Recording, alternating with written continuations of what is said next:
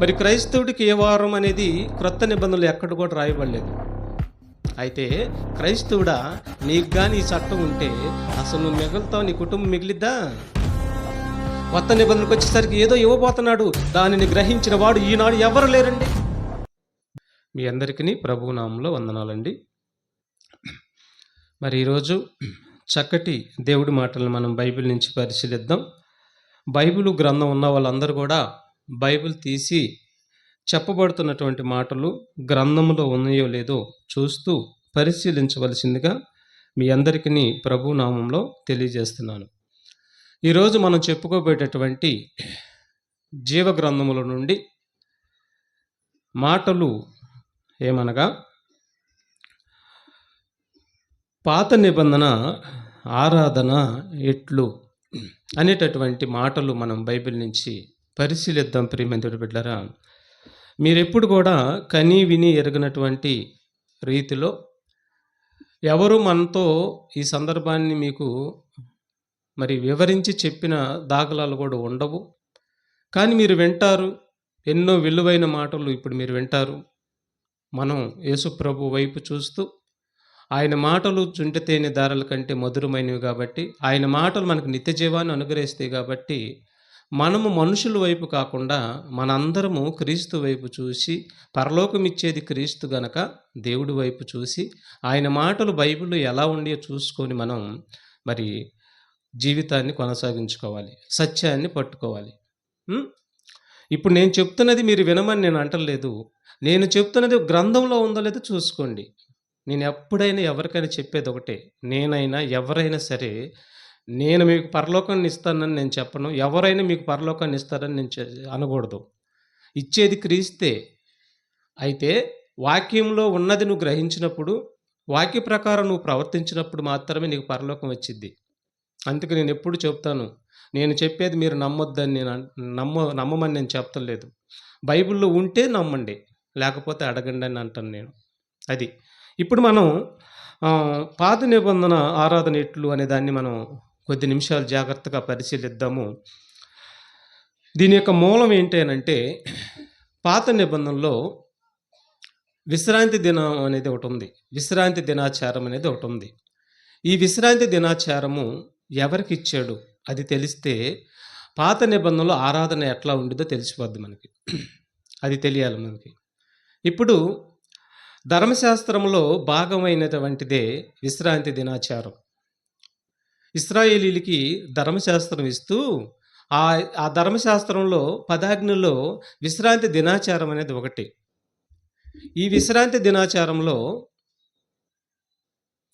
ఆరాధన కూడా ముడిపెట్టాడు దేవుడు ఇశ్రాయేలీలకి. దీన్ని మనం ఈరోజు చూద్దాం. ఈరోజు మనం జాగ్రత్తగా పరిశీలిద్దాం. పాత నిబంధనలో ఆరాధన ఎలాగుంది, క్రొత్త నిబంధనలో ఆరాధన ఎలాగుంది, రెండు ఒకటేనా? దీనికి వేరియేషన్, దీనికి తేడా మనం ఈరోజు చక్కగా మీరు తెలుసుకోవాలి. తెలియకపోతే మాత్రం మరి పప్పులో కాలేసినట్టే. అది ఈ వివరణ అనేది మనం ఈరోజు తెలుసుకుందాం. ఇప్పుడు పాత నిబంధనలో విశ్రాంతి దినాచారం ఇశ్రాయేలుకి ఇచ్చాడని నేను చెప్పాను కదా. అసలు పాత ధర్మశాస్త్రం ఎవరికి ఇచ్చాడో బైబిల్ చూద్దాం ఒకసారి. రోమపత్రిక 9:4 వచనం మనం చూడండి అందరూ. రోమపత్రిక 9:4 వచనంలో ధర్మశాస్త్రము ఎవరికి ఇచ్చాడో ఇక్కడ మనకి వివరంగా చెప్తాడు.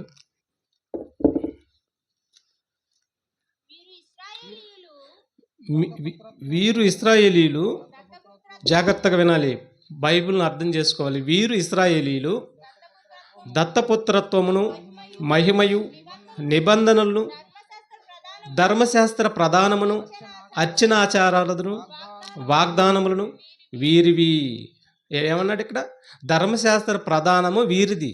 ప్రధానము అంటే ధర్మశాస్త్రము ఇశ్రాయేలీలకి ప్రదానం చేశాడు. గుర్తుపెట్టుకోవాలి, ధర్మశాస్త్రం ఇశ్రాయేలీలకి ప్రదానం చేశాడు. ప్రదానం అంటే ఏంటి? వాళ్ళకి నిర్ణయించాడు. ఒక స్త్రీ పురుషులు పెళ్లికి ముందు ప్రదానం చేస్తారు. ప్రదానం చేశారంటే పెళ్ళి అయిపోయినట్టే చాలా వరకు. అలాగే ధర్మశాస్త్రాన్ని ఇశ్రాయేలీలకి ప్రదానం చేశాడు.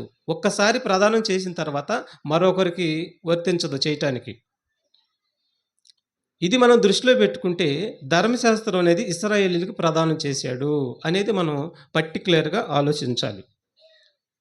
ఈ ప్రదానం చేయబడినటువంటి ఈ యొక్క ధర్మశాస్త్రంలో ఇశ్రాయేలీయులకి 6 దినాలు కష్టపడి ఏడో దినాన విశ్రాంతి తీసుకోండి అని అన్నాడు. అర్థమవుతుందా? 6 దినాలు కష్టపడి ఏడో దినాన విశ్రాంతి తీసుకోండి అన్నాడు. ఈ ఏడో దినాన విశ్రాంతి తీసుకునేది ఎవరైనంటే ఇశ్రాయేలీయులు. 6 దినాల కష్టం, ఏడో దినాన విశ్రాంతి. 6 దినాల కష్టం, ఏడో దినాన విశ్రాంతి. ఇది మరి పక్కాగా ఇశ్రాయేలుకి మాత్రం ఇచ్చినట్టుగా బైబిల్ చదివిస్తుంది. ఒకసారి ద్వితీయోపదేశకాండం 5వ అధ్యాయము 12 నుండి 15 వరకు మనం చూడగలిగితే, ద్వితీయోపదేశకాండము 5వ అధ్యాయము 12 నుంచి 15 వరకు.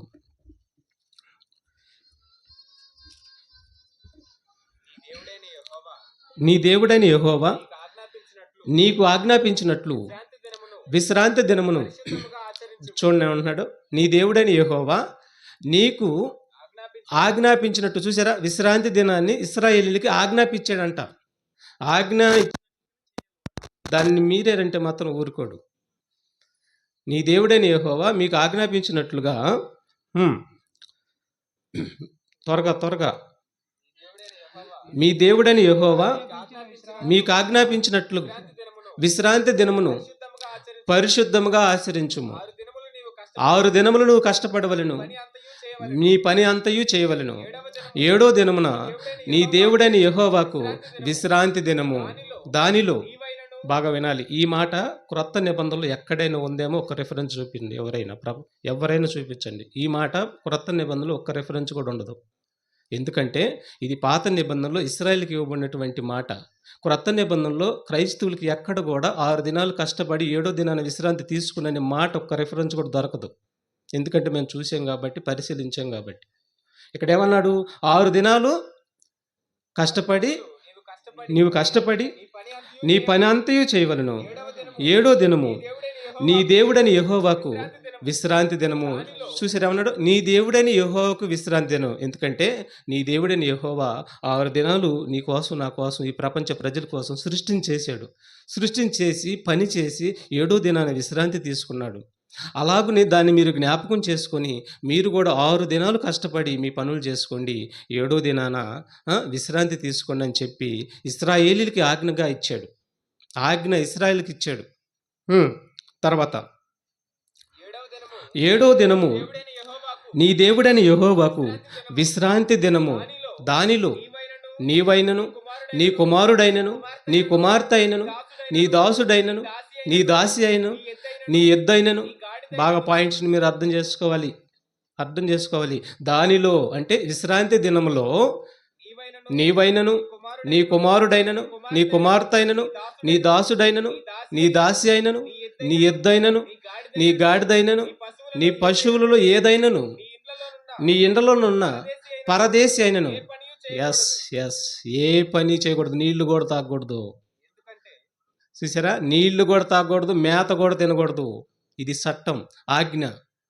ఇప్పుడు మనకు వర్తించిద్దా? నువ్వేమో ప్రార్థనకి వెళ్తావు, నీ పశువులేమో నీళ్లు తాగుతాయి, నీ పశువులేమో గడ్డి మేస్తాయి. నువ్వు ప్రార్థనకి వెళ్తావు, నీ ఇంట్లో బిడ్డలు పనిచేస్తారు. నువ్వు ప్రార్థనకి వెళ్తావు, నీ భర్త పని చేస్తాడు. నీ భర్త ప్రార్థనకి వెళ్తే నువ్వు పని చేసుకుంటావు. చూసారా?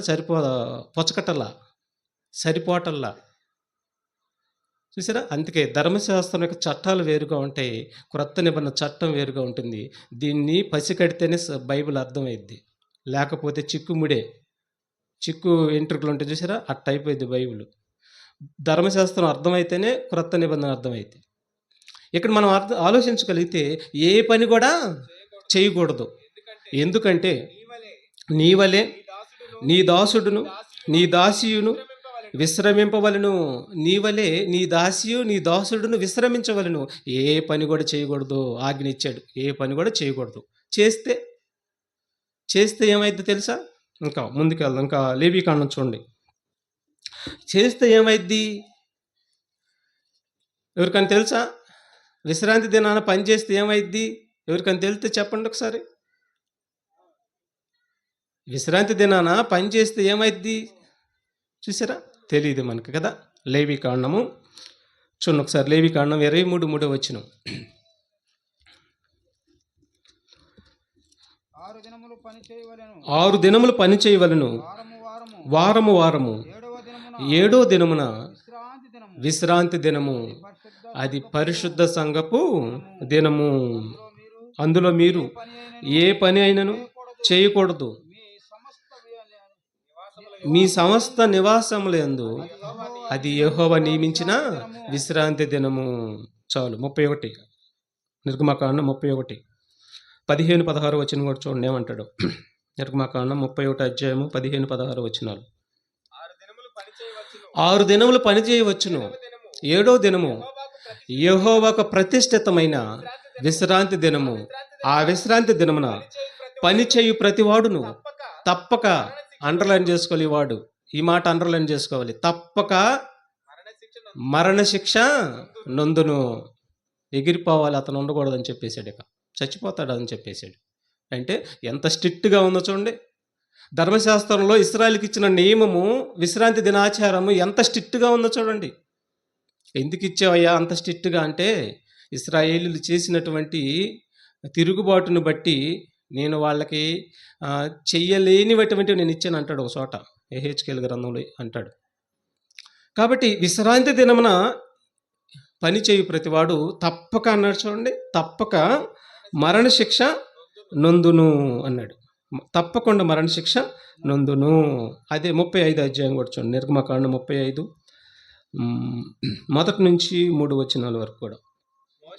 మోషే ఇశ్రాయేలీల సర్వ సమాజమును పోగు చేసి, ఎవరితో అంటున్నాడు ఈ మాట చూడాలి, ఇశ్రాయేలీల సర్వ సమాజము. ఇశ్రాయేలీలు అంటే 12 గోత్రికులు. యాకోబు 12 మంది పిల్లలు ఇశ్రాయేలుగా పిలువబడ్డారు. యాకోబు పేరు ఇశ్రాయేలుగా మార్చబడింది. ఇశ్రాయేలుకు పుట్టిన వారు ఇశ్రాయేలుగా పిలువబడ్డారు. ఈ ఇశ్రాయేలీలు 12 గోత్రాల వారికి ఏం చెబుతున్నాడు చూడండి ఇప్పుడు. మోషే ఇశ్రాయేలీల సర్వ సమాజమును పోగు చేసి, మీరు చేయునట్లు యెహోవా ఆజ్ఞాపించిన విధులు ఏమనగా 6 దినములు పని చేయవలను, 7వ దినమున మీకు పరిశుద్ధ దినము. అది యెహోవా విశ్రాంతి దినము. దానిలో పని చేయు ప్రతివాడును మరణశిక్ష నొందును. అసలు ఇంతమంది ఉండరు, అంత అతిక్రమమే, అంతా దేవుడికి వ్యతిరేకించటమే. ఇంతమంది మిగలరు, జల్లెడు పట్టేస్తాడు దేవుడు, రాలిపోతారు. ఎందుకంటే దీన్ని ఉల్లంఘిస్తే మాత్రం మరణశిక్ష అని చెప్పేశాడు. మరి ఉల్లంఘించారు ఎవరన్నా? ఉల్లంఘించారా? మరణశిక్ష పడిందా? పడింది. సంఖ్యాకాండము చూడండి, సంఖ్యాకాండము 15 అధ్యాయము 32-34 వచనాలు. ఎంత పవర్ఫుల్లో చూడండి. విశ్రాంతి దినాచారం అంటే చిన్న మాట కాదు. 6 దినాలు కష్టపడి 7వ దినాన విశ్రాంతి తీసుకునే మాట 100% ఇశ్రాయేలీల గురించి మాట్లాడుతున్నాడు. ఇది క్రైస్తవుడికి వర్తించదు. చూడండి ఇక్కడేమంటున్నాడు. ఇశ్రాయేలీలు అరణ్యంలో ఉన్నప్పుడు ఒకడు విశ్రాంతి దినమున కట్టెలు వేరుట చూసిరి. ఏమన్నాడు? విశ్రాంతి దినాన్ని ఏ పని కూడా చేయకూడదని చెప్పాడు కదా. ఏ పని కూడా చేయకూడదు. చేస్తే ఏమైంది అన్నాడు? తప్పక మరణశిక్ష నొందవలను అన్నాడు. సైలెంట్గా ఉండాలి. ఆ దినాన్ని వాళ్ళు ఏం చేయాలి తెలుసా? ఆ దినాన్ని 6వ దినాన 7వ దినాన విశ్రాంతి తీసుకొని, దేవుడు ఐగుప్తులో నుండి వారిని ఎలాగ తీసుకుని వచ్చాడు, ఐగుప్తులో 10 తెగుళ్ళు ఎలాగా మరి వారి మీద కురిపించాడు, ఎర్ర సముద్రాన్ని 2 పాయలు ఎలా చేశాడు, దేవుడు చేసిన ఆశ్చర్య కార్యాలు, దేవుడు చేసినటువంటి అద్భుత కార్యాలు, వీటన్నిటి గురించి మరి 7వ దినాన విశ్రాంతి తీసుకొని తలపోసుకోవాలి. దేవుడిని తలపోసుకోవాలి, దేవుడి కార్యాలు వివరించుకోవాలి, దేవుణ్ణి గణపరచాలి, దేవుణ్ణి మహిమపరచాలి. అది ఆ రోజు వారికి ఆరాధన దినం. ఎవరికి? ఇశ్రాయేలీలకి ఆ రోజు అది ఆరాధన దినం, 7వ దినం. అది శనివారం అండి. ఆనాడు ఇశ్రాయేలుకి అది శనివారం. మరి క్రైస్తవుడికి ఏ వారం అనేది క్రొత్త నిబంధనలు ఎక్కడ కూడా రాయబడలేదు. అర్థమవుతుందా? క్రైస్తవుడికి ఏ వారము అనేది క్రొత్త నిబంధనలో ఎక్కడ కూడా రాయపడలేదు. ప్రతిదినం అంటాడు క్రైస్తవుడిని, సమయమందును అసమయమందును సువార్త ప్రకటించండి అంటాడు. నేడే రక్షణ దినము, రేపు నీది కాదని చెప్పేస్తాడు. ఎందుకంటే క్రొత్త నిబంధనకు వచ్చేసరికి చాలా ఉన్నతమైన విషయాలు దేవుడు తెలియపరిచాడు. అది ఈనాడు చాలామందికి అర్థం కాలేదు. అర్థం కాకుండానే ఉండిపోయారు. ఇక ఇక్కడ మనం ఆలోచిస్తే చూడండి ఇక్కడ ఏం జరుగుతుందో. ఇశ్రాయేలీలు ఇశ్రాయేలీలు అరణ్యంలో అరణ్యములో ఉన్నప్పుడు ఉన్నప్పుడు ఒకడు విశ్రాంతి దినమున విశ్రాంతి దినమున కట్టెలు ఏరుట చూసిరి. వాడు కట్టెలు వేరుట చూసిన వారు మోషే యొద్దకును అహరోను వద్దకును సర్వ సమాజం వద్దకును వారిని తీసుకొని వచ్చిరి. వానికి ఏమి చేయవలనో అది విసిదపరచబడలేదు గనుక వానిని కావలిలో ఉంచిరి. తర్వాత యెహోవా ఆ మనుష్యుడు మరణశిక్ష నొందవలెను. సర్వ సమాజము పాలెము వెలుపలికి రాళ్లతో వాడిని కొట్టి చంపవలెనని మోషేతో చెప్పెను. కాబట్టి ఏం జరిగిందో చూడండి. కాబట్టి యెహోవా మోషేకు ఆజ్ఞాపించినట్లు సర్వ సమాజము ఆజ్ఞ చెప్పాడుగా. ఏమన్నాడు? ఎవడైనా కానీ విశ్రాంతి దినాచారాన్ని మీరేడంటే మాత్రం మీరు ఉపేక్షించకుండా మరణశిక్ష తప్పకుండా నొందాలని చెప్పి కఠినమైన మరి శిక్షను మరి చెప్తాడు. అలాగే ఏం చేశారు చూడండి. అతను కానీ అట్టగాని చేయకపోతే దేవుడు వారిని ఊరుకోడు. ధర్మశాస్త్రం ఎట్టగుండిద్దంటే కాలికేస్తే ఏలికి, ఏలికేస్తే కాలికి, నుంచుంటే తప్పు, కూర్చుంటే తప్పు. అర్థమవుతుందా? అంత భయంకరంగా ఉండిద్ది. అందుకే ఇశ్రాయేలీయులు వల్ల కాలేదు ధర్మశాస్త్రం నెరవేర్చడానికి.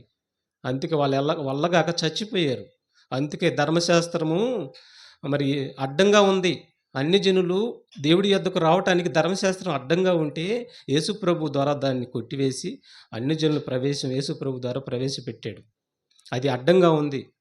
అది పాటించలేరు. ఎందుకు తెలుసా? ఇప్పుడు చూడండి ఎందుకు పాటించలేరు. అది ఏమంటున్నాడు చూడండి. కాబట్టి యెహోవా మోషేకు ఆజ్ఞాపించినట్లు సర్వ సమాజము పాలెము వెలుపలికి వానిని తీసుకొని పోయి రాళ్లతో వాడిని చావకొట్టిరి. అయిపోయిందా? వాడిని కొట్టి చంపవాలని మోషేతో చెప్పాను. ఆ, రాళ్ళతో వాడిని చావగొట్టారు. రాళ్లతో ఏం చేశారమ్మా? చావగొట్టిరి. ఏం చేస్తే? ఏం తప్పు చేశాడు? ఏం పాపం చేశాడు? విశ్రాంతి దినాన పని చేశాడనా? అయితే క్రైస్తవుడా, నీకు కానీ ఈ చట్టం ఉంటే అసలు నువ్వు మిగులుతావు? నీ కుటుంబం మిగిలిద్దా? దెబ్బకు పోతారు కుటుంబం అంతా, గల్లంత అయిపోతారు ఈ చట్టం నీకు కానీ ఇస్తే. ఏమంటే ఈ నిజాలు ఎవరు తెలుసుకోరండి. ఇంత నిజాలు ఎవరు తెలుసుకోరు. సంగతులు పైపైన చెప్పేవాడు పైపైన చెబుతున్నాడు, వినేవాళ్ళు కూడా లోతుగా ఆలోచించలేకపోతున్నారు. అందుకే యేసుప్రభు ఏమన్నాడు? మీరు ఏమి వినుచున్నారు జాగ్రత్తగా బైబిల్ చూసుకుని అని చెబుతుంటే మనమేమో బైబిల్ చూడము, సేవకుడు వైపు చూస్తాం. సేవకుడు వైపు చూసేవో తొక్కుతాడు తొంగలో మనల్ని నరకంలోకి. మనం ఎవరి వైపు చూడాలి? బైబిల్ వైపు చూడాలి, దేవుడి వైపు చూడాలి, యేసు వైపు చూడాలి. అంటాడు యేసు ఏమంటాడు? నా వైపు చూసి రక్షణ పొందుకోండి. మనుషుల వైపు చూస్తే ఏ ఎండకా గొడుగు, ఏ వానకా గొడుగు, అంత నటనాజీవి మనిషి, వేషధారి మనిషి వద్దు. నా వైపు చూడండి. రక్షణ ఇచ్చేది నేనే, నిత్య జీవాన్ని ఇచ్చేది నేనే. నా మాట వినండి, దేవారాత్రం నా మాటను చదవండి, గ్రహించండి, నేను ఇస్తాను మీకు నిత్య జీవం అని చెప్పాడు ప్రభు. ఆయన పాదాల దగ్గర నేర్చుకోవాలి మనం. అర్థమవుతుందా? ఆయన దయగల మాటలు ఆయన పాదాల దగ్గర దేవారాత్రం గ్రంథాన్ని పరిశీలిస్తే అప్పుడు మనకు ఆయన మనసును మనకిస్తాడు, గ్రహింపు శక్తిని ఇస్తాడు. కాబట్టి ఇక్కడ విశ్రాంతి దినాన పని చేయకూడదని చెప్పాడు. ఖచ్చితంగా కట్లు వేరుకున్నాడు, ప్రాణం విడిచేసాడు, చంపేసేసారు వాళ్ళు.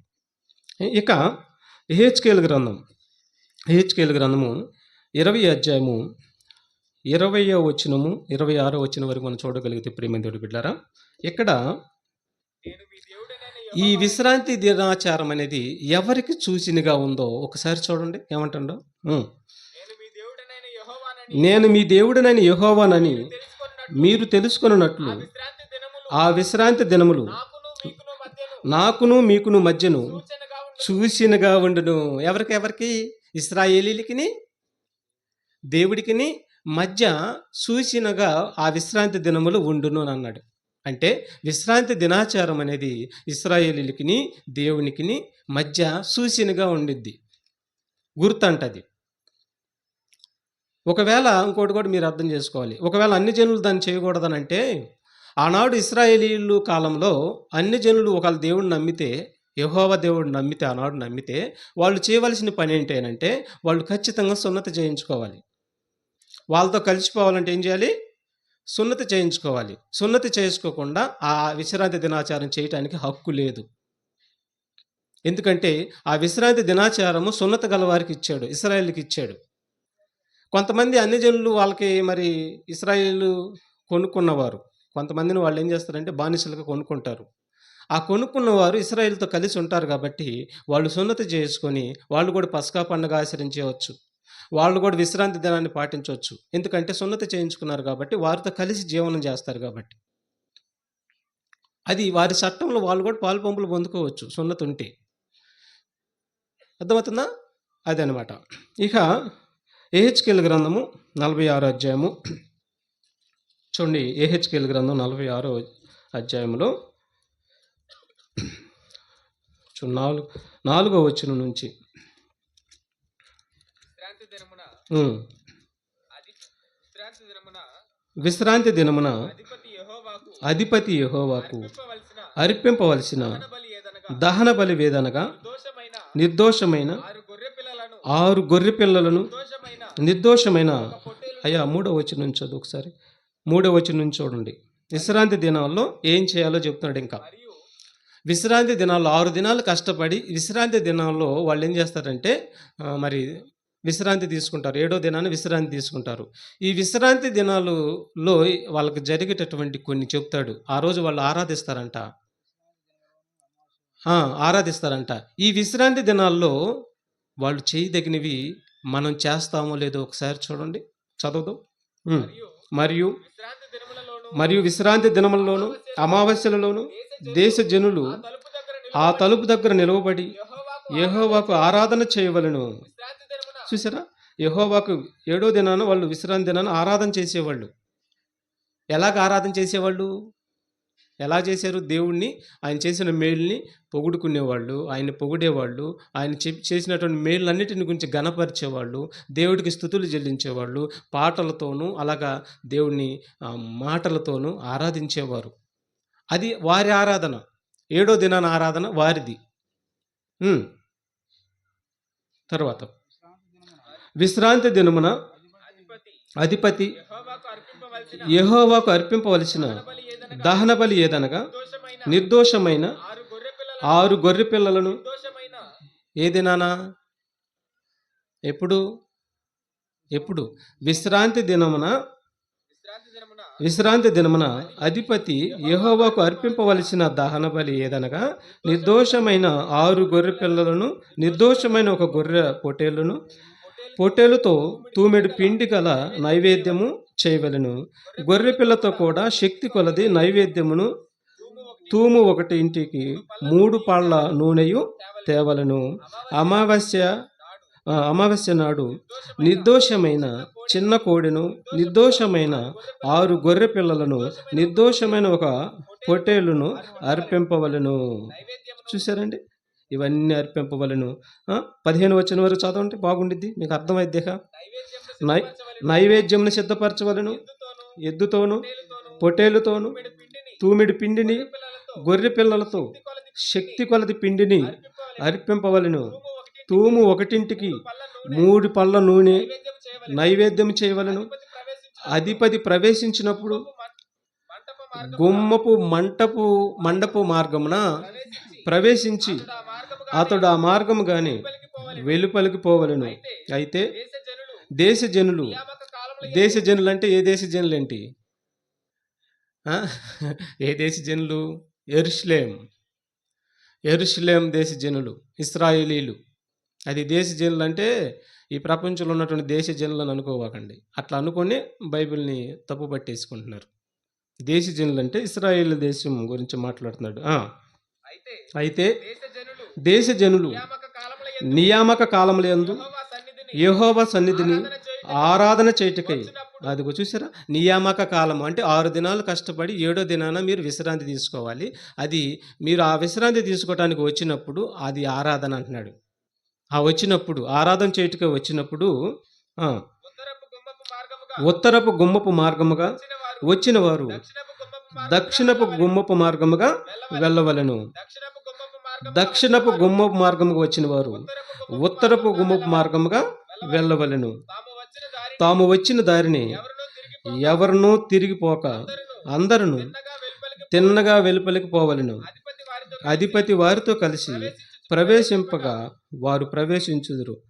వారు బయలు వెళ్ళినప్పుడు అందరూ కూడి బయలు వెళ్ళవలెను. పండుగ దినములలోను నియామక కాలంలోను ఎద్దుతో గాని పొట్టేళ్లతో గాని తూమిడి పిండి గొర్రె పిల్లలతో శక్తి కొలది పిండియు తూము ఒకటింటికి 3 పళ్ళ నూనెయు నైవేద్యముగా అర్పింపవలెను. యెహోవాకు స్వేచ్ఛార్పణమైన దహన బలి అయినను స్వేచ్ఛార్పణమైన సమాధాన బలి అయినను అధిపతి అర్పించినప్పుడు తూర్పు తట్టు గుమ్మము తీయవలెను. విశ్రాంతి దినమున అర్పించినట్లు దహన బలిని సమాధాన బలిని అర్పించి వెళ్ళిపోవలెను. అతడు వెళ్ళిపోయిన తర్వాత గుమ్మము మూయవలెను. మరియు ప్రతి దినము నిర్దోషమైన ఏడాది మగ గొర్రె పిల్లను దహన బలిగా అర్పింపవలెను. అనుదినము ఉదయమున దానిని అర్పింపవలెను. మరియు అనుదినము ఉదయమున దానితో నైవేద్యము చేయవలెను. అది ఎట్లనగా తూమిడు గోధుమ పిండితో 6 పాలును పిండి కలుపుటకు పడి నూనెయు నుండవలెను. ఇవి ఎవరును రద్దుపరచలేని నిత్యమైన కట్టడలు. ఎవరికి ఇశ్రాయేల్ జాతి ఉన్నంత వరకు, ఇశ్రాయేలీలకు ధర్మశాస్త్రం ఉన్నంత వరకు ఎవరు కూడా రద్దుపరచలేని నిత్యమైన కట్టడలు అంటున్నాడండి. గొర్రె పిల్లను నైవేద్యమును నూనెను అనుదినము ఉదయముననే నిత్య దహన బలిగా అర్పింపవలెను. చూసారా, విశ్రాంతి దినంలో ఎంత తతంగం ఉందో. విశ్రాంతి దినాన్ని వాళ్ళు ఆరాధన చేసేటప్పుడు ఇదిగో ఇంత బలులు అర్పించాలి. చూసారా, 6 దినాలు కష్టపడి 7వ దినాన్ని విశ్రాంతి తీసుకోమని చెప్పాడు వారికి. విశ్రాంతి తీసుకున్న తర్వాత ఇదిగో బలులు అర్పించాలి, నైవేద్యం అర్పించాలి. పండగ చేస్తే బలి, విశ్రాంతి దినాచారం చేస్తే బలి, పురిటాలైతే బలి. అర్థమవుతుందా? బైబిల్ పాత నిబంధనలు ఏ పండగ చేసినా బలే. చిన్న పాపం చేసాడా బలి. అంతా బలితో కూడింది. విశ్రాంతి దినాచారం పాటించాలన్నా కానీ బలి అర్పించాల్సిందే. అది మీరితేనేమో మరణం తప్పదు. ఇప్పుడు చెప్పండి, క్రైస్తవుడికి వర్తించింది ఇది? వర్తించిద్ది అని అంటే బైబిల్ కొత్త నిబంధనలు యేసుప్రభు చెప్పాలి, విశ్రాంతి దినాన్ని మీరు పాటించండి అయ్యా అని. శిష్యులు చెప్పాలి, విశ్రాంతి దినాన్ని మీరు పాటించండి అయ్యా అని. ఆలోచిస్తున్నారా?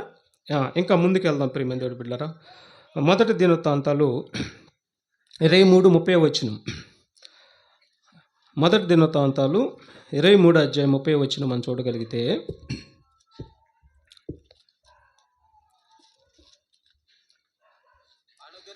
అనుదినము ఉదయ సాయంకాలముల యందు యెహోవాను గూర్చిన స్తుతి పాటలు పాడుటకును విశ్రాంతి దినములలోను అమావాస్యలలోను పండుగలలోను యెహోవాకు దహన బలులను అర్పింపవలసిన సమయములన్నిటిలోను లెక్కకు సరైన వారు వంతు ప్రకారము నిత్యము యెహోవా సన్నిధిని సేవ జరిగించుటకును నియమింపబడేది. చూసారా, విశ్రాంతి దినాన బలులు అర్పించడానికి నియమింపబడ్డారంట.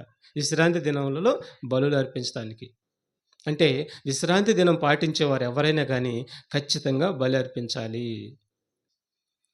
వాళ్ళు ఏం చేస్తారంటే విశ్రాంతి దినాన పాటించేటప్పుడు దేవుణ్ణి పాటలతోనూ మరి ఆరాధించేవారు.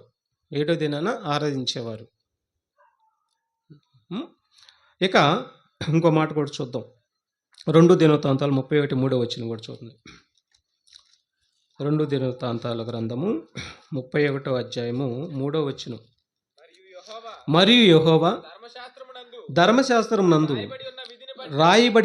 రాయబడి ఉన్న విధిని బట్టి జరుగు ఉదయ అస్తమయముల దహన బలులను, అదిగో చూడండి, విశ్రాంతి దినములకును అమావాస్యలకును నియామక కాలములకును ఏర్పడి ఉన్న, అదిగో విశ్రాంతి దినానికి కూడా ఏర్పడి ఉందంట. ఏంటది? దహన బలి. విశ్రాంతి దినానికి కూడా ఏర్పాటు చేశాడు బలి. ఇశ్రాయేలీలు ఏది చేసినా దాని పాత నిబంధనలు గుర్తుపెట్టుకోవాలి మీరు. ఏది చేసినా కానీ, పండగ చేసినా బలి. అర్థమవుతుందా? చిన్న పాపం చేశారనుకోండి దేవుడికి వ్యతిరేకంగా బలి, అమావాస్య దినం పాటించేటప్పుడు బలి, అన్నీ బలి, బలి, బలి, బలి, బలితో ఉంది. కాబట్టి విశ్రాంతి దినాల్లో వాళ్ళు ఆరాధన చేసేటప్పుడు మరి చేతులు పైకెత్తి పెద్ద పెద్దగా పాటలు పాడుతూ దేవుడికి స్తుతులు చెల్లిస్తూ ఆ విధంగా దేవుణ్ణి ఆరాధించేవారు. దేవుణ్ణి పొగిడేవారు.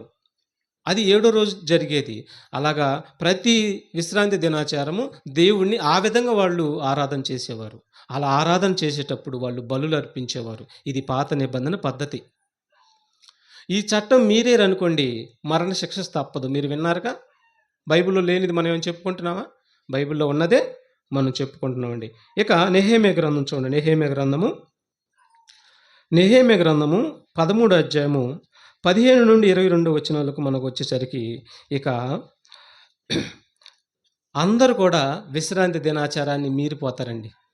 ఇశ్రాయేలీయులు అందరూ మీరిపోతారు. ఇప్పుడు అందరిని చంపేయాలా? ఆలోచించండి. అందరిని చంపేయాలా?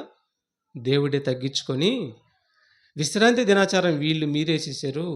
అందరిని చంపితే ఇక ప్రయోజనం ఏంటి అని చెప్పి దేవుడే తను తాను తగ్గించుకొని ఏం చేశాడో తెలుసా? వారిని చంపకుండా నిర్ణయం తీసుకున్నాడు. ఏంటి ఆ నిర్ణయం అంటే పాత నిబంధనలో ఉండగానే క్రొత్త నిబంధన ఇస్తాను అని. పాత నిబంధన అమల్లో ఉండగానే ఇక నేను క్రొత్త నిబంధన ఇవ్వబోతున్నాను అని చెప్పి దేవుడు నిర్ణయం తీసుకొని వారందరూ విశ్రాంతి దినాన్ని మీరినప్పుడు లెక్కైతే అందరిని చంపేయాలి. కానీ దేవుడే తగ్గించుకొని ఇక వీళ్ళు ఎన్ని చెప్పినా వినరు, చావుకు సిద్ధపడుతున్నారు కానీ వినరు అని చెప్పి దేవుడే తగ్గించుకొని క్రొత్త నిబంధన ఇవ్వటానికి ఆయన సిద్ధపడ్డాడండి. చూడండి ఇక్కడ వాళ్ళు వింటలేదని అంటాడు.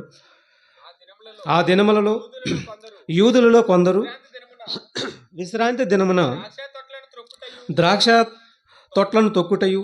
గింజలు అదిగో చూడండి, విశ్రాంతి దినాన్ని ఏ పని చేయకూడదని చెప్పాడా? అక్కడ కట్టెలు వేరుకుంటే ఏం చేశాడు?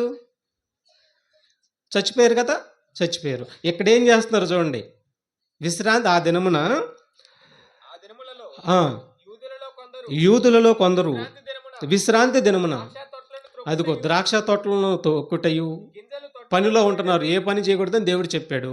వీళ్ళు చూడండి ఏం చేస్తున్నారు, గింజలు తొట్లలో పోయిటయు, గింజలు తొట్లలో పోయిటయు, గాడిదల మీద బరువులు గాడిదల మీద బరువులు మోపుటయు, మోపుటయు, ద్రాక్ష రసమును, ద్రాక్ష రసమును, ద్రాక్ష పండ్లను, ద్రాక్ష పండ్లను, అంజూరపు అంజూరపు పండ్లను, నానా విధములైన నానా విధములైన బరువులను విశ్రాంతి దినమున విశ్రాంతి దినమున యెరూషలేములోనికి తీసుకొని వచ్చుటయు చూసి ఈ ఆహార వస్తువులను ఈ ఆహార వస్తువులను ఆ దినమున అమ్మిన వారిని ఆ దినమున అమ్మిన వారిని గద్దించి తిని. గద్దించి తిని.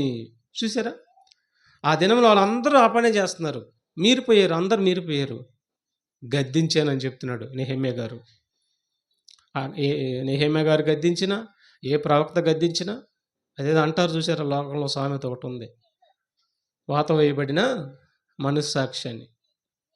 వాత పోదు ఏమండి, వాత బడి చూసారా, కొంతమందికి వాత వేస్తారు. పిల్లలు మాట వినలేదనుకోండి, బాగా బాగా పెడద్దరం చేస్తున్నారు అనుకోండి, వెనకటంట బాగా అట్టల కాడ కాల్చి నడిపినో పెర్ర మీద ఎక్కడో చిర్రమని వాత వేస్తారంటగా. ఇక ఆ వాత ఎప్పటి వరకు ఉండిద్ది అతనికి? మధ్యలో మానిద్దా? లేదు. వాత చూసుకున్నంతసేపు నేను మాట వినలేదని గుర్తొచ్చింది అనమాట. అట్టగా చనిపోయినంత వరకు వాడి బుద్ధి మారదు, ఇక అట్టగే ఉంటాడు. అలాగే ఈ ఇశ్రాయేలీయులకు బుద్ధి లేకుండా పోయింది. ఎన్ని చెప్పినా వినలేదు. పూర్తిగా విశ్రాంతి దినాన్ని మీరిపోయి దేవుడికి కోపం తెప్పించారు. ఇక దేవుడే తను తాను తగ్గించుకొని ఏం చేశాడంటే, ఇక ఈ విశ్రాంతి దినాలు కాదు కదా, ఈ పండగలు కాదు కదా, ఈ అమావాస్యలు కాదు కదా, ఇవన్నీ వీళ్ళు చేయలేరు అని చెప్పి ఇక క్రొత్త నిబంధనలో ఉండగానే పాత నిబంధన ఇవ్వడానికి పూనుకున్నాడండి. అందుకే వీళ్ళు ఇట్ట చేస్తున్నా కానీ వాళ్ళని చంపలేదు ఇక్కడ. లేదంటే మొత్తాన్ని చంపేయాలి లెక్క అయితే. అక్కడే ఈ మాట రాసుకోండి, ఇది చదవని అవసరం లేదు. ఇర్మియా గ్రంథము 17:21 నుంచి 25 వరకు దాని పక్కనే రాసుకోండి. ఇర్మియా గ్రంథము 17 అధ్యాయము 21 నుంచి 25 వరకు. ఈ విశ్రాంతి దినాన్ని మీరిన వారందరినీ యెషయా గ్రంథంలో ఏమన్నాడంటే, ఒకసారి చూడండి. ఆజ్ఞని మీరిన వారందరిని, ఇప్పుడు కూడా అదే మాట వర్తించిద్దని మనకు కూడా. ఆజ్ఞని మీరిన ప్రతి వారిని దేవుడు అంటున్నటువంటి మాట ఆశ్చర్యంగా ఉంటుంది. చూడండి ఇప్పుడు యెషయా గ్రంథము 1 అధ్యాయము 13-14 వచనాలు. మీ నైవేద్యము వ్యర్థము, అది నాకు అసహ్యము అది నాకు అసహ్యము పుట్టించు పార్పణము దోపార్పణము, నెక్కును తేకుడి దానిని ఇకను తేకుడి. అమావాస్యయు చూసారు, అసహ్యం వేసేస్తుంది. వాళ్ళ ఆజ్ఞలు గైకొంటలేదు, చెప్పింది ఏమి వింటలేదు. నా దగ్గరికి వచ్చి పెదవులతో గనపరుస్తున్నారు. విశ్రాంతి దినాచారం దగ్గరికి వచ్చి ప్రభా ప్రభా ప్రభా అయ్యా అయ్యా అయ్యా అని మొత్తుకుంటున్నారు. మాట మాత్రం వింటల్లా. చూసారా ఎంత గమ్మత్ అంటే, దేవుడు ఉగ్ర రూపుడై చూస్తూ ఉంటాడు ఇట్టాటోళ్ళని మొహాలు చూసి. వాళ్ళ దగ్గర అక్కడికి వెళ్తారు దేవుడి దగ్గరికి, అయ్యా అయ్యా అయ్యా అంటారు. లోపలేమో ఆజ్ఞలు గైకొనే గుణం ఉండదు. ఆ? లోపల మనసు బాగోదు, కల్మషమైన మనసు, నల్లటి మనసు, డూపు మనసు. ఇలాంటి మనసు అంతా హృదయంలో బాగా కరుడుగట్టిపోయి పెట్టుకొని దేవుడి దగ్గరికి వెళ్ళి అయ్యా అయ్యా అంటున్నారు. విశ్రాంతి దినాన్ని పాటించకుండా, చెప్పినట్టు పాటించకుండా, మరి 7వ దినాన్ని అయ్యా అయ్యా అని బతుకులాడుకుంటున్నారు. ప్రభా ప్రభా అని గోలగోల చేస్తున్నారు. మీ సంగతి నాకు తెలుసయ్యా, మీ హృదయం బాగోలేదు అని చెప్పి ఏమంటున్నాడో చూడండి. అమావాస్యయు అమావాస్యయు విశ్రాంతి దినమును విశ్రాంతి దినమును సమాజకూట సమాజ కూట ప్రకటన జరుగుచున్నది. పాపులు మాట వినకుండా జరుగుతున్నాయి అంటే ఇవన్నీ. అర్థమవుతుందా? వాళ్ళు ఏం మాట వింటలేదంట. మాట వినకుండా సమాజ కూటాలు జరుగుతున్నాయి అంట. చూసారా, కూటాలు జరుగుతున్నాయా? జరుగుతున్నాయి. మాట ఎవ్వరు వినరు. వాళ్ళని అన్నాడండి. ఇప్పుడు వాళ్ళని అన్నాడు చూడండి, ఏమంటున్నాడు? పాపుల గుంపు కూడిన ఎదుగో పాపులు గుంపు అన్నాడు. పాపులు గుంపు కూడిన ఉత్సవ సమాజమును ఉత్సవ సమాజమును ఓర్చజాలను నేను వార్చజాలను. అమావాస్య ఉత్సవములను మీ అమావాస్య ఉత్సవములను, నియామక కాలములను నాకు హేయములు నాకు హేయములు, నాకు బాధ అవి నాకు బాధాకరములు. వాటిని సహింపలేక వాటి సహింపలేక విసిగిపోతున్నాను. మీరు మీ చేతులు చాపనప్పుడు చూసారా, విసిగిపోతున్నాను. మీరు నేను చెప్పింది ఏం చేయటం లేదు. బాగా విసిగిస్తున్నారు. మీ నైవేద్యం వద్దు, మీ కొవ్వు వద్దు, మీ పొటేళ్ళు వద్దు, మీ విశ్రాంతి దినాన్ని మీరు పాటించవద్దు, ఏమీ వద్దని బాగా బాధపడుతున్నాడు దేవుడు. ఎవరు పట్టించుకునే వాళ్ళు ఉండరు, ఎవరు పట్టించుకోరు. ఆ? ఇలాగ నన్ను బాధ పెట్టి నేను చెప్పిన ఆజ్ఞలేమీ మీరు గైకొనకుండా, మీరు నాకు చేతులు చాపినప్పుడు రాత్రి అనగా పొగులు అనగా ఉపవాస పేరుతో రాత్రి అనగా పొగులు అనగా చేతులు చాపి అరిచి గోల చేసి చేతులు చాపినా, మీరు మీ చేతులు చాపినప్పుడు మిమ్మల్ని చూడక నా కన్నులు కప్పుకొందును. మీరు బహుగా ప్రార్థన చేసినను నేను వినను. మీరు చేస్తారు. నేను ఏది చెప్పినా వినకుండా మీరైతే చేస్తారు. ఏమండి, మనిషి నైజం ఎట్ట ఉండిద్దంటే చెప్పింది ఏది వినడు, కానీ దేవుడికి ఏదో చేద్దాం అనుకుంటాడు. సేవకుడు చెప్పేది దేవుడి మాటే. ఆ మాట బైబిల్లో ఉన్నది లేదో చూసుకోవాలి. ఉంటే మాత్రం పక్కకు తల దించాలి, తల వంచాలి, దేవుడికి లోపడిపోవాలంతే. ఎవరైనా సరే పరలోకం వెళ్ళాలంటే. ఇక ఈ ప్రార్థన కూడా నేను విన్నాను చెప్పాడండి. ఇక మనం ఇంకో మాట చూద్దాం. హోషేయ గ్రంథం. ఇక వీటిని మానిపిస్తానని చెబుతున్నాడు చూడండి. ఈ 6 దినాలు విశ్రాంతి తీసుకొని 6 దినాలు కష్టపడి 7వ దినాన్ని విశ్రాంతి దినాన్ని ఇక నేను మానిపిస్తానయ్యా మీకు అని వారితోనే చెప్పాడు. వారితోనే చెప్పి మానిపించినప్పుడు, క్రైస్తవుడా నీకెక్కడది 6 దినాలు కష్టపడి 7వ దినాన్ని విశ్రాంతి తీసుకోవటం నీకెక్కడది అని దేవుడు ప్రశ్నిస్తే రెఫరెన్స్ చూపించి దేవుడికి. నేను ప్రశ్నిస్తాం కాదు, ఎవరైనా ప్రశ్నిస్తాం కాదు, దేవుడే ప్రశ్నిస్తే ఒక్క రెఫరెన్స్ చూపించి బైబిల్లో కొత్త నిబంధనలో. నీ వల్ల కాదని చెప్పేస్తున్నాడు దేవుడు. నీ వల్ల కాదు. చూడండి ఇక్కడ ఏమంటున్నాడు చూడండి. 2:11 హోషేయ గ్రంథము 2:11 వచనంలో ఏమంటున్నాడు చూడండి. దాని ఉత్సవ కాలములను దాని అంటే ధర్మశాస్త్ర సంబంధించినది అని అర్థం. ధర్మశాస్త్ర ఉత్సవ కాలములను ఉత్సవ కాలములను, పండుగలను పండుగలను, అమావాస్యలను అమావాస్యలను, విశ్రాంతి దినములను, నియామక కాలములను మాన్పింతును. ఎవరన్నారు ఈ మాట? దేవుడు అన్నాడా? ఇంకెవరైనా అన్నారా? దేవుడే అంటున్నాడు. నేను వాటిని మానిపిస్తాను. ఎందుకంటే చెప్పాడు కదా, యెషయా గ్రంథం చెప్తున్నాడు, విసిగిపోయాను అంటున్నాడు. నేను ఇచ్చిన ఆజ్ఞ ప్రకారం వాళ్ళు ఏమి చేయకుండా వాళ్ళు ఇష్టారాజ్యంగా ప్రవర్తిస్తూ చేసిన వాటన్నిటి నేను అసహించుకున్నాను, విసిగిపోయాను. ఇక నేను మానిపించేస్తానయ్యా అని నిర్ణయం తీసుకున్నాడు దేవుడు. వారికి విశ్రాంతి దినాచారాన్ని మానిపిస్తే, వారికి పాత నిబంధనలో ఉన్నటువంటి ఆరాధనను మానిపిస్తే మరి ఏదో ఇవ్వబోతున్నాడు. కొత్త నిబంధనకు వచ్చేసరికి ఏదో ఇవ్వబోతున్నాడు. దానిని గ్రహించిన వాడు ఈనాడు ఎవరు లేరండి. బాధపడుతున్నాడు దేవుడు. దాన్ని గ్రహించిన వారు మేము కూడా బాధపడుతున్నామండి. దాన్ని గ్రహించలేదు ఇంతవరకు కూడా. చూస్తారు మీరు, అది ఎలా ఉండిద్దో చూస్తారు. ఇంకో మాట కూడా చూద్దాం. ఆమోస్ గ్రంథము 8వ అధ్యాయము 4 నుంచి 10 వరకు చూడండి ఒకసారి. ఆమోస్ గ్రంథము 8వ అధ్యాయం 4 నుండి 10 వరకు. ఉమ్. దేశమందు దేశమందు పేదలను బేదలను మృంగివేయను, మృంగివేయును, దరిద్రులను దరిద్రులను మాపివేయను. మాపివేయును. కోరువారులారా, కోరువార్లారా, తూము చిన్నదిగాను తూము చిన్నదిగాను రూపాయి ఎక్కువదిగాను రూపాయి ఎక్కువగాను చేసి దొంగ త్రాసు చేసి దొంగ త్రాసు చేసి మనము ధాన్యమును అమ్మునట్లు అమావాస్య ఎప్పుడైనా ఇశ్రాయేలీలు ఎంత దుర్మార్గమైన ఆలోచనలో ఉన్నారో చూడండి. అసలు విశ్రాంతి దినం ఎప్పుడు పోయిద్ది? ఏమంటే లోకంలో ఏమంటారంటే, పడని వారు ఎవరైనా వచ్చారనుకోండి, ఇప్పుడు నేనే ఎవరికైనా పడదనుకోండి, నేను ఎవరికైనా పడను అనుకోండి, ఈడెప్పుడు పోతాడు అనుకుంటా, ఈడెప్పుడు పోతాడు అంటారండి. కొంతమంది అట్టగా అనుకుంటారు. పడని వారు ఎవరైనా వచ్చారనుకోండి, వీడెప్పుడు పోతాడు, వీడు ఇంకా ఏడే ఉన్నాడు, ఎప్పుడు పోతాడు అని అనుకుంటారు. అలాగే ఇశ్రాయేలీయులు ఏమనుకున్నారు తెలుసా? విశ్రాంతి దినాలు ఎప్పుడు పోతాయి? వ్యాపారం చేసుకోవాలా?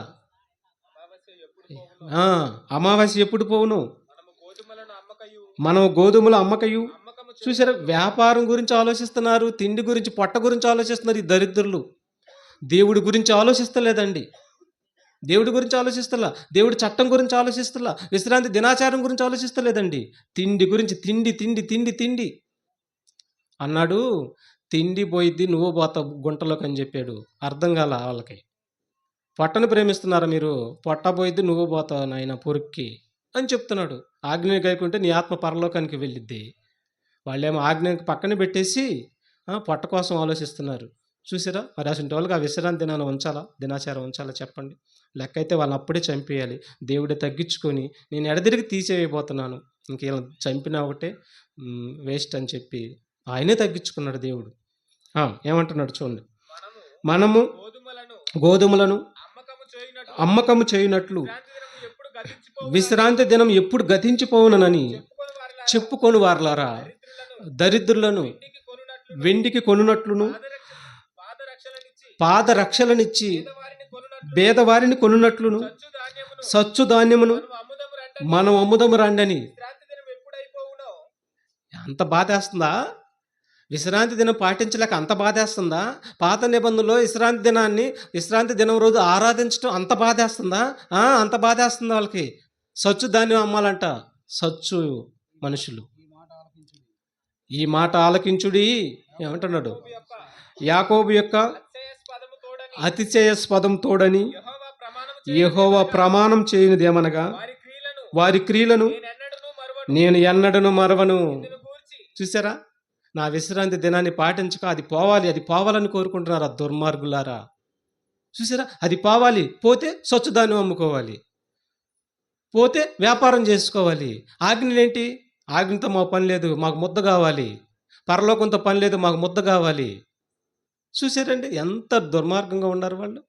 అందుకు అంటున్నాడు, ఏమంటున్నాడు దేవుడు? ఏమంటున్నాడు చూడండి, నిన్ను గూర్చి ఇందును గూర్చి భూమి కంపించదా, భూమి కంపించదా? వారి నివాసులందరూ నా మాట వినకపోతే భూమి కంపించదా? దాని నివాసులందరూ అంగలార్చరా, అంగలార్చరా, ఏడవరా?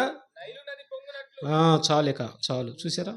భూమి కంపించింది, నా మాట వినకపోతే భూమి కంపించింది, ఏడుపులు పెడబెబ్బలు మీకు మిగలవా అని 10వ వచనం కూడా, పండుగ దినములను మీ పండుగ దినములను దుఃఖ దినములుగాను దుఃఖ దినములుగాను. ఈ పాటలను ఏమంటున్నాడు చూడండి, మీ పండగ చేస్తున్నారు మీరు, ఆ రోజు మీకు దుఃఖాన్ని పుట్టిస్తానంటున్నాడు. మీ పాటలను ఏమండి? ఇశ్రాయేలు గురించి అంటున్నమాట. ఆ రోజు ఏం జరిగింది తెలుసా? వీళ్ళు ఆజ్ఞలు గైకొనకుండా పస్కా పండగ, విశ్రాంతి దినాచారము, మరి పులియని రొట్టెల పండగ ఇవన్నీ చేస్తున్నారు ఆజ్ఞలు గైకొనకుండా.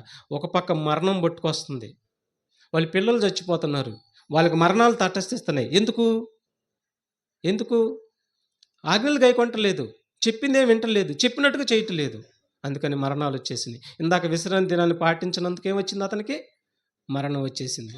ఇక్కడ కూడా అంటున్నాడు, ఏమంటున్నాడు? పండుగ మీ పండుగ దినములలో దినములుగాను దుఃఖ దినములుగాను మీ పాటలను మీ పాటలను పాపములుగాను ప్రలాపములుగాను మార్చుదును. అందరినీ చూసారా? మీ పాటల్ని ప్రలాపములుగా మార్చేస్తాను, మీ పండగ దినాల్లో దుఃఖం మిగులుస్తానని చెప్పాడు. ఇశ్రాయేలుతో చెప్తున్నాడు. వారికి పండగల్ని కట్ చేశాడు, వారికి విశ్రాంతి దినాచారాలను కట్ చేశాడు. క్రైస్తవుడా, నీకు ఎక్కడి నుంచి వచ్చింది? ఎవరిచ్చారు నీకు చట్టం అని దేవుడు అడిగితే ఏం చూపిస్తావు నువ్వు రెఫరెన్స్? అది నేను చూపించలేను, మీరు కూడా చూపించలేరు, ప్రపంచంలో ఎవరు కూడా చూపించలేరు. అది చూపిస్తే దేవుడి చేతిలో పడిపోతారు. దేవుడి చేతిలో పడతారు. దేవుడిని మించి చూపియాల్సిందేగా లేని వార్తను. కాబట్టి ఆళ్ళకే మానిపిచ్చేస్తానని చెప్పాడండి. మానిపిస్తానని చెప్పి ఇర్మీయా గ్రంథంలో 31:31 ఏమన్నాడు చూడండి ఒకసారి. ఇర్మీయా గ్రంథము 31:31 వచనంలో ఏమన్నాడు చూడండి. వారితోనే చెబుతున్నాడండి. వారితోనే చెబుతున్నాడు. ఇయన్నీ బాధ భరించలేకపోతున్నాడు. వాళ్ళ ఆజ్ఞలు గైకొనట్లేదు. చెప్పిందేమి చేయటం లేదు అని చెప్పి ఇక ఈ నిబంధన నేను తీసివేస్తున్నాను అన్నాడండి. అంటే 6 దినాలు కష్టపడి 7వ దినాన విశ్రాంతి తీసుకోవటం, 6 దినాలు కష్టపడి 7వ దినాన అంటే శనివారం ఆరాధించటం, పెదవులతో గనపరచటం, దేవుణ్ణి పొగడటం నేను తీసేస్తున్నానని చెప్పేస్తున్నాడండి. అన్నీ ఇక ఆ చట్టం అంతా నేను తీసేస్తున్నాను, బలులు, అర్పణలు, నైవేద్యాలు మొత్తం తీసేస్తున్నానని చెప్తున్నాడు. చూడండి ఇప్పుడు ఏమంటున్నాడు. ఇదిగో ఇదిగో నేను ఇశ్రాయేలు వారితోను నేను ఇశ్రాయేలు వారితోను వారితోను యోధా వారితోను కొత్త నిబంధన క్రొత్త నిబంధన చేయు దినములు వచ్చుచున్నవి. వచ్చుచున్నవి. ఇదే యెహోవా వాక్కు. ఇదే యెహోవా వాక్కు. అది చూడండి జాగ్రత్తగా ఉన్నది. ఈ పదం పట్టుకుంటే బైబిల్ మనకు చాలా అర్థమైంది. అర్థం చేసుకోండి ఇక్కడ. అది ఐగుప్తులో నుండి ఐగుప్తులో నుండి రప్పించుటకై వారిని రప్పించుటకై వారి చెయ్యి పట్టుకొని నేను వారి చెయ్యి పట్టుకొని దినమున పట్టుకొనిన దినమున పట్టుకొనిన దినమున వారి పితరులతో నేను చేసిన నిబంధన వంటిది కాదు. వండర్ఫుల్ వర్డ్ చూసారా. అంటే ధర్మశాస్త్రం కాదు, పాత నిబంధన కాదు. ఇశ్రాయేలీలు ధర్మశాస్త్రంలో పాత నిబంధనలు ఉండగానే ఏమని చెప్తున్నాడు.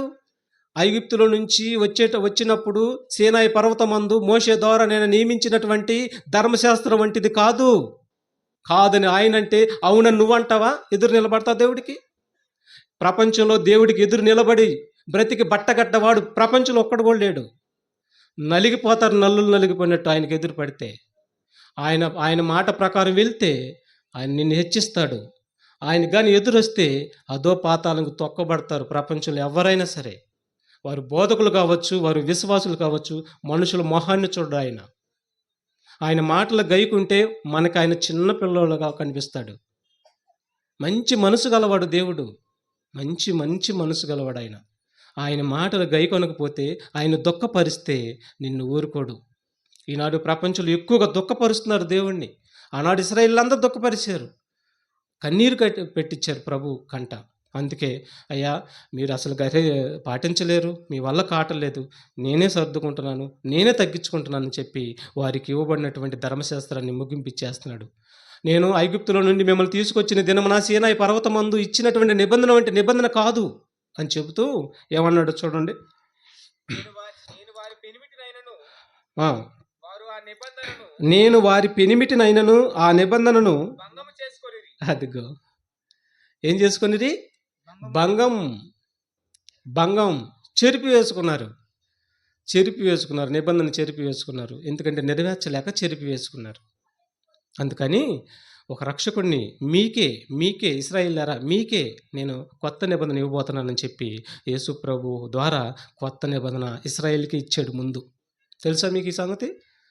ఇశ్రాయేలుకి ఏ ధర్మశాస్త్రాన్ని ఇచ్చాడో అదే ధర్మశాస్త్రం ఇశ్రాయేలుకి ఇస్తే అది వారు పాటించలేకపోతే, దాన్ని భంగం చేసుకుంటే, దాన్ని ఖరాబు చేసుకుంటే, దానిని తీసివేసి ఎత్తివేసి అన్ని జనుల ప్రవేశమును ఇటు ఇశ్రాయేలుని ఇద్దరిని జతపరచవాలనని యేసుక్రీస్తుని మధ్యవర్తిగా పెట్టి ఇటు అన్ని జనుల్ని ఇటు ఇశ్రాయేలీలకి ఒక నిబంధన ఇచ్చేసేసాడు. ఆ నిబంధన అట్టిచ్చాడు తెలుసా? చూడండి ఒకసారి కొరింథీ పత్రిక మొదటి కొరింథీ పత్రిక 11:25 వచనం. మొదటి కొరింథీ పత్రిక 11:25 వచనం. అంటే పాత నిబంధన ఆరాధన ముగుస్తుంది. ఇక్కడ పాత నిబంధన ఆరాధన ముగిసిపోతుంది.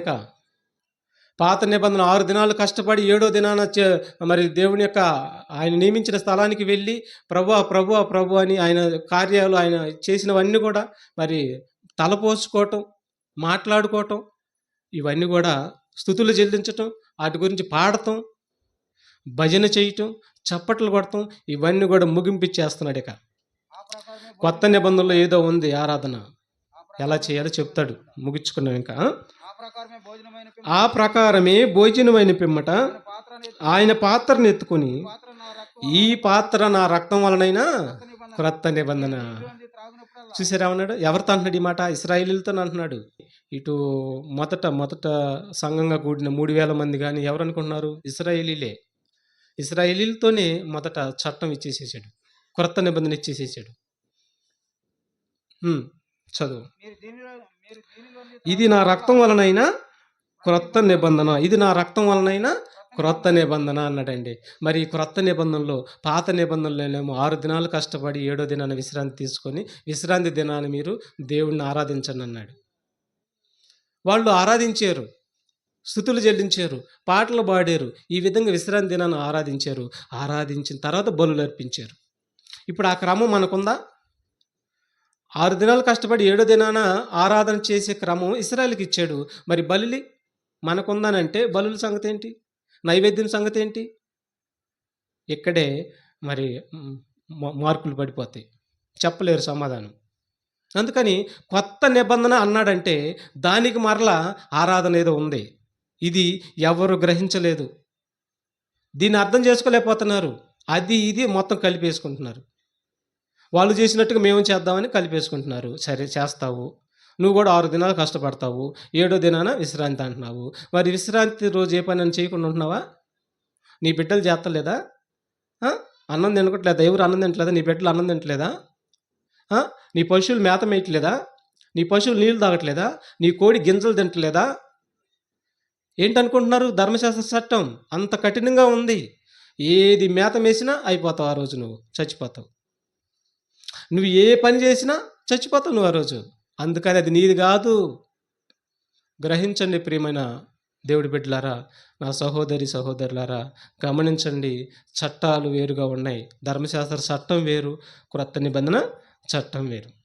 ఇక యేసుక్రీస్తు వారు ఒక మాట చూద్దాం. ఒక మాట మత్తయి సువార్త ముగించుకున్నామండి. ఇంకా మత్తయి సువార్త 12వ అధ్యాయము మొదటి వచనం చూడండి ఒకసారి. మొదటి వచనం నుంచి కొత్త నిబంధనకు వచ్చేసరికి మరి విశ్రాంతి దినాన్ని ఇశ్రాయేలీలో నుంచి వచ్చినటువంటి శిష్యులు మీరిపోతారు. యేసు ప్రభు వారు కూడా యొక్క విశ్రాంతి దినాన్ని మీరుతాడు. మీరి ఎన్నో స్వస్థతలు చేస్తాడు. ఎన్నో మరి శిష్యులైతే భోజనం కంకులు తింటారు. తినకూడదు, ఆ దినాన తినకూడదు, నడవకూడదు. కానీ ఏం జరిగిందో చూడండి ఒకసారి. ఆ కాలమందు యేసు విశ్రాంతి దినమున పంటచాలలో పడి వెళ్ళుచుండగా ఆయన శిష్యులు ఆకలిగొని వెన్నులు తుంచి తినసాగిరి. చూసారా? వెన్నులు తుంచి తినసాగిరి. పరిసయ్యులు అది చూసి విశ్రాంతి దినమున చెయ్యకూడనిది నీ శిష్యులు చేయుచున్నారని ఆయనతో చెప్పగా. చూసారా? విశ్రాంతి దినం ఏం చేయకూడదు? తినకూడదు. శిష్యులు ఏం చేస్తున్నారు? వెన్నులు తుంచుకొని కంకులు తినేస్తున్నారు. మరి ఆజ్ఞ అతిక్రమం కదా అది. అడుగుతున్నారు, శాస్త్రులు పరిచయాలు అడుగుతున్నారు, ఏంటి నీ శిష్యులు ఎలా తింటున్నారు? నీకు విశ్రాంతి దినాన్ని గురించి తెలీదా ప్రభువా అని అడుగుతుంటే, విశ్రాంతి దినం గురించి నాకు కాదు, మీకు తెలీదు, మీరు ఎప్పుడో మీరేరు. మీరితే దేవుడు పాత నిబంధనలోని కొత్త నిబంధన ద్వారా ఇస్తానని చెప్పేశాడు. కళ్ళు పోయిన వారలారా, గుడ్డి వారలారా అని బాగా యేసుప్రభు వాళ్ళకి మరి కౌంటర్ ఇస్తాడు. కాబట్టి ఇశ్రాయేలీయులకు ఇచ్చినటువంటి పాత ధర్మశాస్త్రము ముగింపిచ్చాడు. విశ్రాంతి దినాచారానికి ముగింపిచ్చాడు. పాత నిబంధన ఆరాధనకి ముగింపిచ్చాడు. అది బలులతో కూడింది, అది అర్పణలతో కూడింది, దానికి ముగింపిచ్చాడు. ఇక కొత్త నిబంధనకు వచ్చేసరికి ఒక అమూల్యమైన మాట యేసు ప్రభు వారి యొక్క నోట వచ్చింది. అది చెప్పి క్రొత్త నిబంధన ఆరాధన ఏంటో నెక్స్ట్ దేవుడి చిత్తమైతే మరి మన చర్చిలో చెప్పుకున్నాం. ఇప్పుడు చివరిగా కొత్త నిబంధనల ఆరాధన ఏంటో ఒకసారి చూద్దాం. అది హింట్ ఇచ్చి నేను ముగిస్తాను. యోహాను సువార్త 4వ అధ్యాయము. యోహాను సువార్త 4వ అధ్యాయము సమరేశ్వరి గురించి ఉంది చూడండి.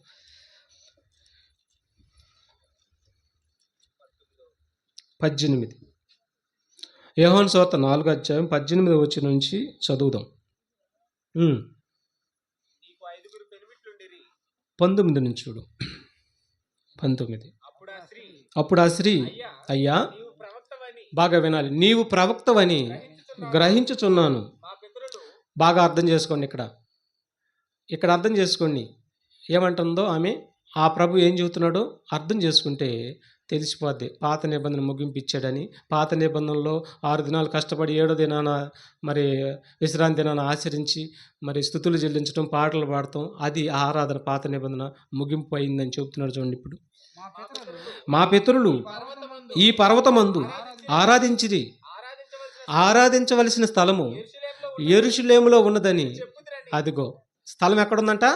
యెరూషలేములో ఉన్నది. ఎలా ఉంది? 6 దినాలు కష్టపడి 7వ దినాన విశ్రాంతి తీసుకోండి.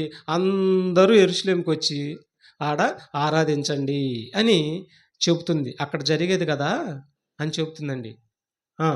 ఆరాధించవలసిన స్థలం యెరూషలేములో ఉన్నది కదా అని చెబుతుంది. ఆ! చెప్పుదురని ఆయనతో అనగా మీరు చెప్పుదురని ఆయనతో అనగా యేసు ఆమెతో ఇట్లా నేను బాగా ఈ మాట యేసు ప్రభు అండి. ఈ మాట ఎవరో దారిని పోయిన దానే అంటల్లా, సృష్టికర్త అంటున్నాడు. సృష్టికర్త మాటలు పట్టుకుంటేనే పరలోకం మనకి.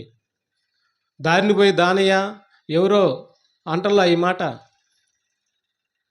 సృష్టికర్త మాట అన్నాడంటే ఆకాశమును భూమియు గతించిన గాని ఆయన మాట పళ్ళైన కానీ నెరవేరక మానదు. అంత శక్తి ఆయన మాట. శక్తి కలిగిన మాటను పట్టుకుంటేనే నీకు పరలోకం. ఆ మాటను తునీకరిస్తే నీకు నరకం తప్పదు.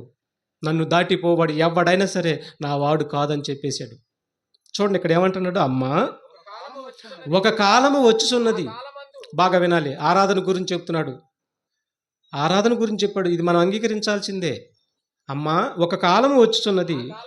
ఆ కాలమందు ఇదిగో చూడండి, ఈ పర్వతం మీద యెరూషలేములోనైనను అదిగో నా మాట నమ్మము. నా మాట నమ్మండి. ఇదిగో నేను చెబుతున్నాను, నమ్మండి. మీరు నమ్మరు. ఎంతమందికో చెప్పాం, నమ్మరు. ఎందుకంటే వాత పడింది. వాత పడితే ఇంకేమో నమ్ముతారు?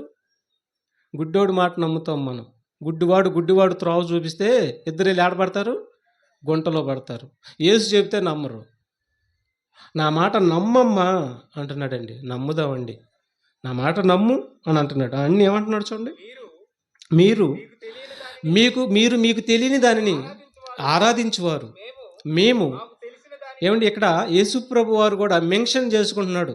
మేము అనే పదాన్ని వాడాడంటే అది బహువచనం. నేను అనే పదాన్ని వాడలేదు. మేము అంటే బహువచనం. అంటే ఆ శిష్యులు, ఈయన, ఇంకా ఆరాధన చేయబోవారు అందరి గురించి కలుపుకొని అంటున్నాడు.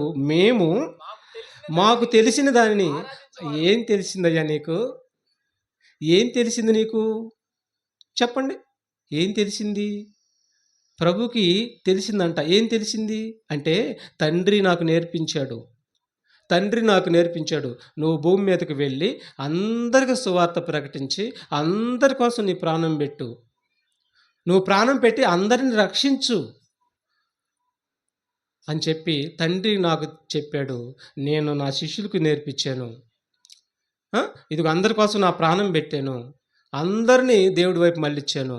ఎవరైతే నా యందు విశ్వాసం ఉంచుతారో వారు కూడా బాప్తిసం పొందుకొని, శిష్యులను పిలిచాడు కదా, శిష్యులను పిలిచాడు. 12 మందిని పిలుచుకున్నాడు. 3.5 సంవత్సరాలు వాళ్ళకి వాక్యం నేర్పించాడు. నేర్పించిన తర్వాత ఏమన్నాడు వారితోటి? యెరూషలేములోనే కూర్చోండి, 6 దినాలు కష్టపడండి, 7వ దినాన విశ్రాంతి తీసుకుని అన్నాడా? ఏమన్నాడు? సర్వ సృష్టికి. వాట్ ఏ వండర్ఫుల్ వాడండి. సర్వ సృష్టికి వెళ్ళి తండ్రి సువార్తను ప్రకటించండి. తండ్రి యొక్కయు కుమారుని యొక్కయు పరిశుద్ధాత్మ నామంలోనికి బాప్తీసం ఇచ్చుచు నేను మీకు ఏ ఏ సంగతులను ఆజ్ఞాపించుతునో వాటన్నిటినీ గైకొనవలనని వారికి బోధించుడి. అప్పుడు స్టార్ట్ అయిందండి. ఇక అంతం వరకు ఇక దానికి రెస్ట్ లేదండి. ఆ సువార్తకి రెస్ట్ లేదు. అర్థమవుతుందా? అందుకే పౌలు అంటాడు, ఈ విషయం తెలిసి అంటున్నాడు, సమయమందును అసమయమందును ప్రయాసపడుచున్నాను. భూమి మీద ఉండగా క్రైస్తవులు అనేవారు ఎవరైనా సరే సమయమందును అసమయమందును ప్రయాసపడి, దేవుడి కోసం ప్రయాసపడి, ప్రతిరోజు వాక్యాన్ని నేర్చుకొని వాక్యాన్ని గ్రహించి ఎవరికైనా సరే ఒక్కరికి సువార్త చెప్పి ఆ విధంగా జీవితం ప్రతిదినం గడుపుకుంటూ నిత్యమైన విశ్రాంతిలోకి నువ్వు వెళ్ళాలి. ఏ విశ్రాంతిలోకి వెళ్ళాలి? నిత్యమైన విశ్రాంతిలోకి నువ్వు వెళ్ళాలి. విశ్రాంతి దినాచారాన్ని పాటించడం కాదు. విశ్రాంతి లేకుండా పనిచేసి నిత్యమైన విశ్రాంతిలోకి వెళ్ళాలి. అదే చెప్పడానికి యేసుప్రభు వారు వచ్చాడు. 3.5 సంవత్సరాలు ఆయనకి ఇస్తే ఈ 3.5 సంవత్సరాల్లో ఆయన ఎడతెగక సిలువ ఎక్కేంత వరకు కూడా తండ్రి చిత్తాన్ని నెరవేర్చాడు. సిలువలో బలియాగం అయ్యాడు. ఇక తర్వాత మనల్ని ఏమన్నాడు తెలుసా? ఈ మాట చదవండి. ఈ మాట చదివినాక చెప్తాను అన్నమాట. మీకు తెలియని దాన్ని ఆరాధించేవారు, మేము మాకు తెలిసిన దాన్ని ఆరాధించేవారు. రక్షణ యూదుల్లో నుండే కలుగుతున్నది. అయితే యథార్థంగా ఆరాధించేవారు. ఇదేంటి మార్పు వచ్చేసింది చూసారా? పాత నిబంధనలోనేమో 6 దినాలు కష్టపడి 7వ దినాన ఆరాధించేవారు. అది బలులతో కూడింది, అర్పణలతో కూడింది. అది చప్పట్లు కొడతాం, చేతులు ఎత్తుతాం, బలులతో కూడింది, అర్పణలతో కూడింది. అయితే ఇక్కడేమంటున్నాడు? యథార్థముగా ఆరాధించువారు ఆత్మతోను సత్యముతోను తండ్రిని ఆరాధించు కాలము వచ్చుచున్నది. అది ఇప్పుడును వచ్చి ఉన్నది. తన్ను ఆరాధించేవారు అదిగో యథార్థంగా ఆరాధించేవారు కావాలంట. ఆత్మతో సత్యముతో వారు కావాలంట. ఇప్పుడు యేసుప్రభు తండ్రిని ఎలా ఆరాధించాడు? 6 దినాలు కష్టపడి 7 దినాలు ఆరాధించాడా? ఆ, ఎలా ఆరాధించాడు? ప్రతి దినము సువార్త